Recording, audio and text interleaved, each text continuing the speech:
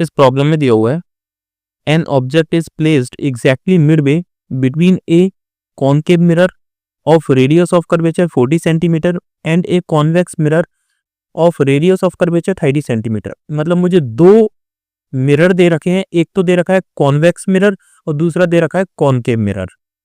इन दोनों के मिड में उसने बोला हुआ है कि एक ऑब्जेक्ट रखा हुआ है। आगे दे रखा है दी मिरर्स फेस ईच अदर, दोनों के फेस एक दूसरे की तरफ है, एंड आर 50 सेंटीमीटर अपार्ट, दोनों 50 सेंटीमीटर अपार्ट है।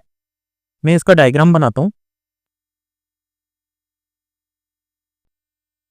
ये मैंने लिया कॉनकेव मिरर, इसकी आउटर सरफेस मैंने बल्ज कर दी, इसके मिड से होकर के मैंने पोल को पास कराया, पोल से होकर के मैंने एक प्रिंसिपल एक्सिस पास कराई। ये है इसका पोल, इसके पोल को मैंने मान लिया P1 है। आगे दे रखा है मेरे पास है एक कॉन्वेक्स मिरर, ये है कॉन्वेक्स मिरर। कॉन्वेक्स मिरर की इनर सरफेस बल्ज होती है, मैंने इसकी इनर सरफेस को बल्ज कर दिया।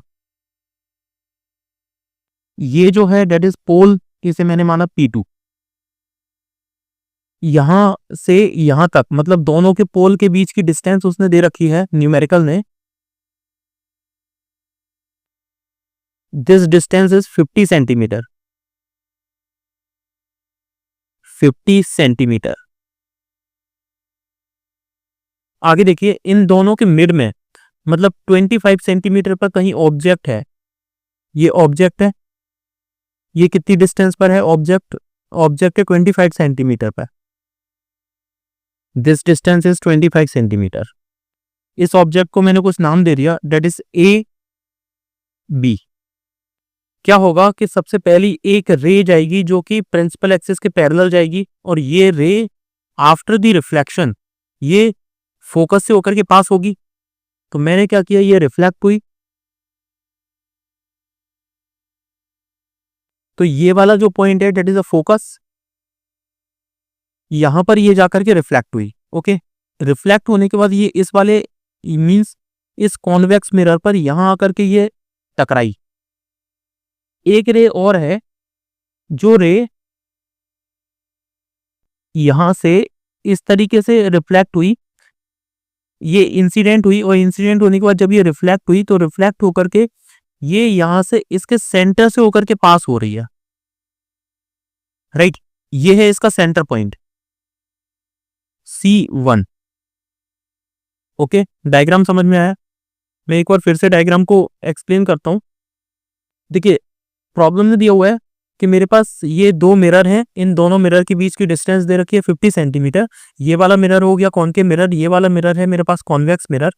यहाँ के इन दोनों के मिड में उसने बोला हुआ है कि 25 सेंटीमीटर पर यहाँ एक ऑब्जेक्ट रखा हुआ है, ये ऑब्जेक्ट है डेट इज AB। AB से एक पैरेलल रे निकलेगी जो कि प्रिंसिपल एक्सिस के पैरेलल है। ये रे जब इंसिडेंट होगी तो आफ्टर द रिफ्लेक्शन ये रे फोकस से होकर के पास होगी। ये वाला जो पॉइंट है that is a focus point, right. तो ये यहां इसकी सरफेस पर मतलब कॉन्वेक्स की सरफेस पर ये आएगी, तो अब यहां से फिर से रिफ्लेक्ट होगी। सिमिलरली एक रे गई, वो रे इस तरीके से रिफ्लेक्ट हुई है कि वो इसके सेंटर से होकर के पास हो रही है। ये मैंने सेंटर फर्स्ट मान लिया इस कॉनकेव मिरर का, right. This is a concave mirror, concave, and this is a convex mirror. Okay, ये इस तरीके से पास हुई। जब ये आपस में जाकर के एक पॉइंट पर इंटरसेक्ट करेंगी, देखिए ये एक्सटेंड होगी, ये वाली भी एक्सटेंड होगी। एक्सटेंड होने के बाद ये किसी एक पॉइंट पर मिलेंगी, जिस पॉइंट पर ये मिली है वहां पर इसकी इमेज बनेगी। ये इमेज बन गई, इस इमेज को मैंने नाम दे दिया that is A1 and B1। और ये इमेज किसकी बनी है? ये इस कॉनकेव मिरर की इमेज बनी है यहां पर। अब एक बात और देखिए, एक्चुअल में यहां से इस पॉइंट से ये वाली रे रिफ्लेक्ट होगी और ये वाली रे भी रिफ्लेक्ट होगी। तो जब ये वाली रे रिफ्लेक्ट होगी तो ये रे क्या होगी, ये रे कुछ इस तरीके से रिफ्लेक्ट होगी।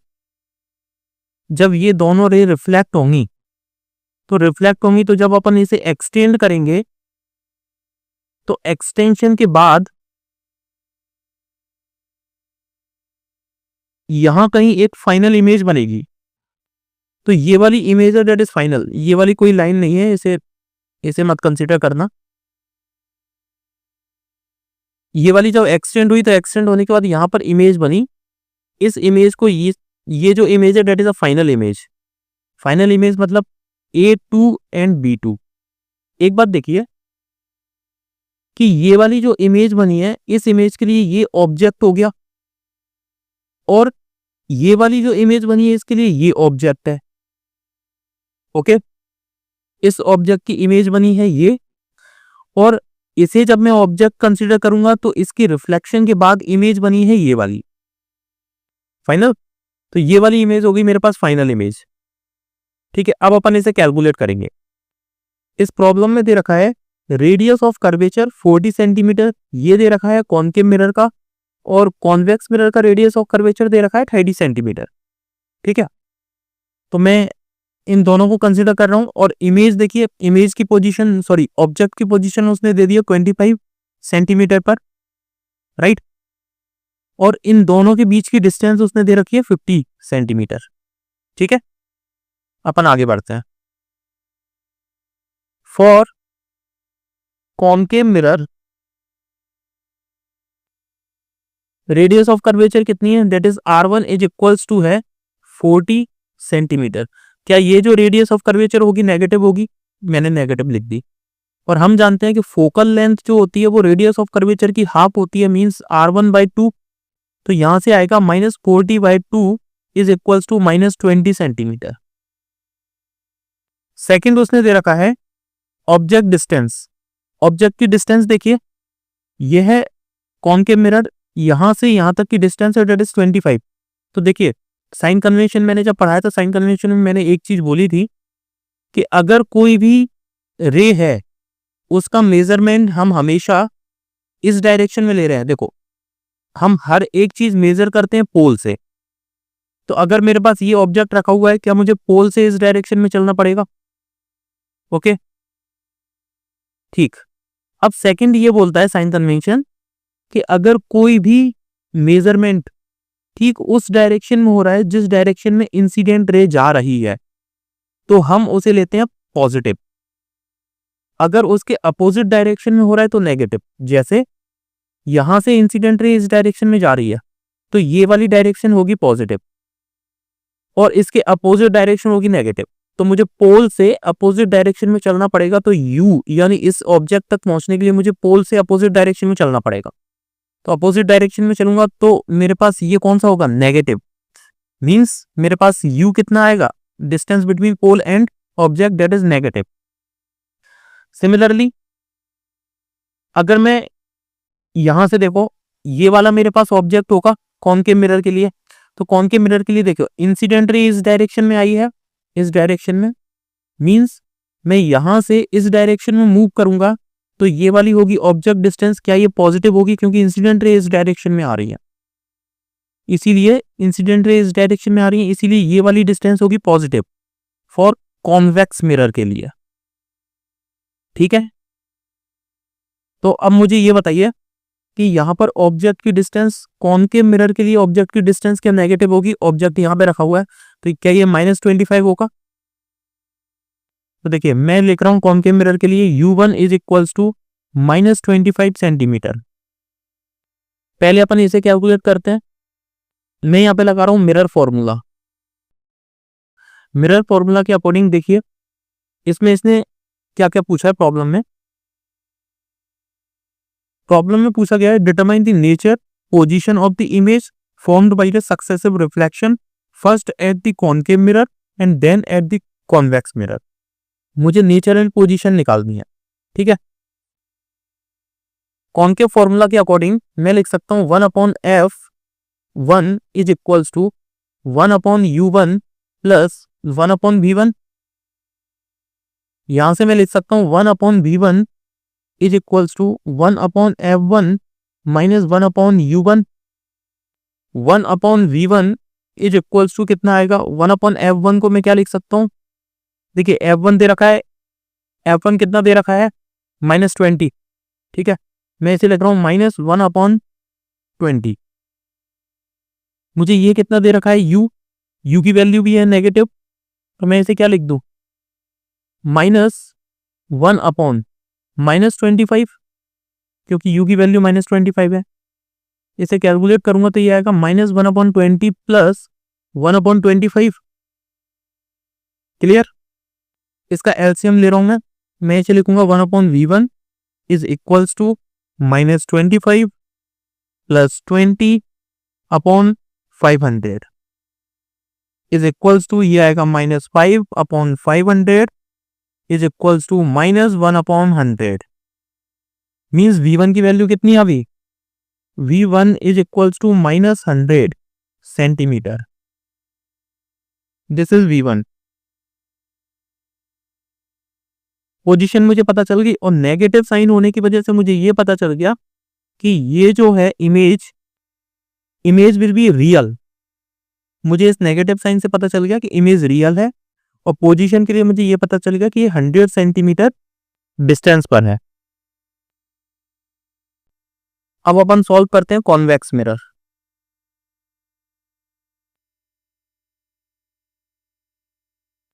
देखिए इस कॉन्वेक्स मिरर के लिए मैंने ये बात बोली थी कि ये जो रिफ्लेक्टेड रे आई है, इनने जहां पर इमेज बनाया है, ये इमेज जो है that will be act as a object.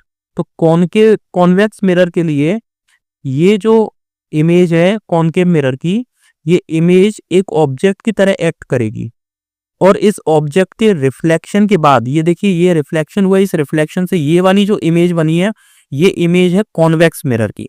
तो कॉन्वेक्स मिरर की ये जो इमेज है that is a final image. अब एक चीज देखने वाली है साइन कन्वेंशन। साइन कन्वेंशन के लिए मैंने बोला था कि हर एक डिस्टेंस अपन पोल से मेजर करते हैं। तो ये है मेरे पास पोल कॉन्वेक्स मिरर का, और ऑब्जेक्ट है मेरे पास ये। तो अगर इससे देखिए इंसिडेंट रे इस डायरेक्शन में आ रही है, तो इंसिडेंट रे की डायरेक्शन होती है पॉजिटिव। तो इंसिडेंट रे इस डायरेक्शन में आ रही है, इसका मतलब ये वाली डायरेक्शन कौन सी होगी, पॉजिटिव। तो पोल से इस डायरेक्शन में मैं चलूंगा तो वो होगी पॉजिटिव। तो अब देखिए यहां से यहां तक के बीच की डिस्टेंस मुझे चाहिए, पोल से लेकर के और इस ऑब्जेक्ट B1 तक के बीच की डिस्टेंस। तो ये वाली डिस्टेंस अपन कैसे डिटरमाइन करेंगे, देखिए यहाँ P1 से लेकर के और B1 तक के बीच की डिस्टेंस अपन ने कैलकुलेट की है, दैट इज 100 सेंटीमीटर। देखिए अभी अपन ने कैलकुलेट किया, इमेज की डिस्टेंस अपन ने कैलकुलेट की है 100 सेंटीमीटर, मींस V1 इमेज तक के बीच की डिस्टेंस 100 सेंटीमीटर। तो क्या ये P1 से लेकर के और ये B1 तक के बीच की डिस्टेंस कितनी होगी, 100 सेंटीमीटर। ये वाली है 100 सेंटीमीटर। 100 में से मुझे ये पता है कि P1 से P2 तक के बीच की डिस्टेंस है 50 सेंटीमीटर। तो इस 100 में से मैं ये वाली 50 अगर मैं माइनस कर देता हूं तो मेरे पास ये वाली 50 बचेगी। तो ये वाली डिस्टेंस कितनी हो जाएगी, 50। तो मैं P1 B1 minus P1 P2 कर दूं तो मुझे क्या मिल जाएगा, P2 B1।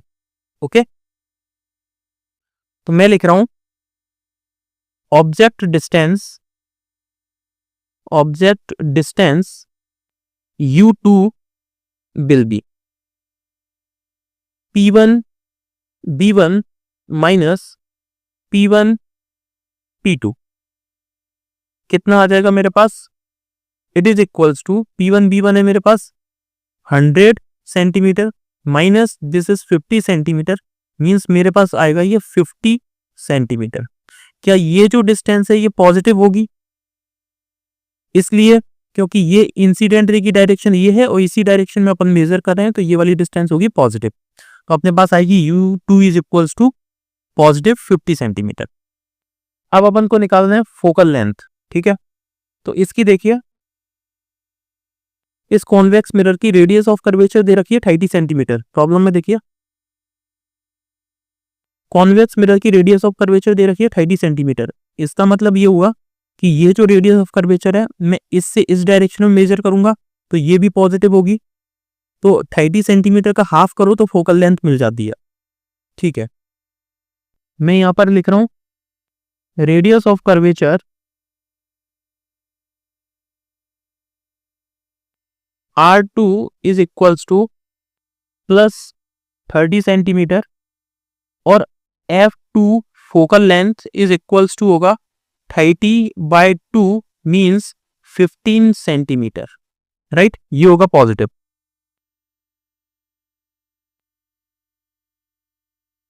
अब मैं लगा रहा हूं mirror formula, 1/F2 is equals to 1/U2 plus 1/V2।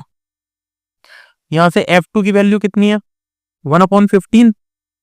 मैं यहां पे पुट कर रहा हूं 1/15 इज इक्वल्स टू 1/U2 की वैल्यू कितनी है, U2 की अपन ने कैलकुलेट की अभी, देखिए ये 50 सेंटीमीटर। मैं इसे लिख रहा हूं 1/50 प्लस 1/V2। क्या यहां से मैं ये लिख सकता हूं 1/V2 is equals to 1/15 minus 1/50। यहां से आएगा 1/V2 is equals to 50 minus 15 upon 750 is equals to 35 upon 750। इसे कैंसिल आउट करूंगा 5 से, 7 टाइम्स ये आएगा, ये आएगा 150 टाइम्स। तो यहां से आ जाएगा V2 is equals to 150/7 is equals to कितना है, प्लस का आएगा 21.43 सेंटीमीटर। मीन्स V2 कितना आया है, V2 इज इक्वल्स टू आया है प्लस 21.43 सेंटीमीटर। अब ये प्लस साइन क्या बता रहा है, देखिए ये प्लस साइन ये बता रहा है कि जो इमेज है वो इमेज रियल नहीं है, वर्चुअल है। तो image, final image is virtual. Final image A2 B2 is virtual and behind the mirror, behind the mirror। ये है कंप्लीट प्रॉब्लम। Thank you.